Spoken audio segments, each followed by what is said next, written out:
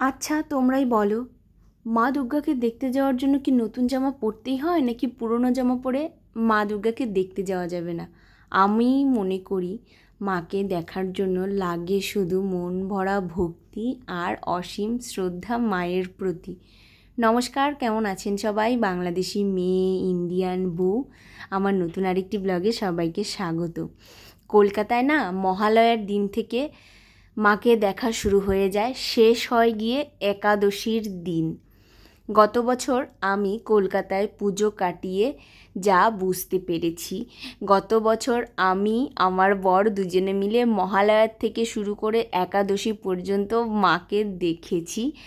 কলকাতার বড় বড় প্যান্ডেলগুলো মহালয়ার দিন ওপেন হয়ে যায়, আর পাড়া এলাকার যে ছোটোখাটো প্যান্ডেলগুলো আছে সেগুলো দ্বিতীয়া, তৃতীয়া, চতুর্থীর দিন গিয়ে সব ওপেন হয়ে যায়। তো এবছরের পুজো দেখতে যাওয়া, মাকে দেখাটা একটু না অনেকটাই দেরি হয়ে গেল।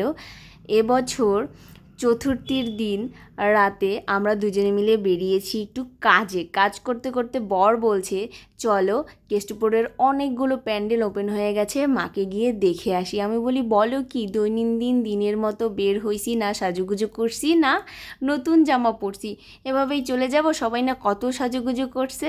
এখন বর বলছে, তো কি আছে, মাকে দেখতে যাওয়ার জন্য না সাজুগুজুটা লাগে না, লাগে হচ্ছে মনের ভক্তি। আমি বললাম, তাহলে চলো মাকে গিয়ে দেখে আসি। প্রত্যেকটা প্যান্ডেলের মণ্ডপের মা ছিল খুবই মিষ্টি, সুন্দর করে প্যান্ডেলটাকে সাজিয়েছে।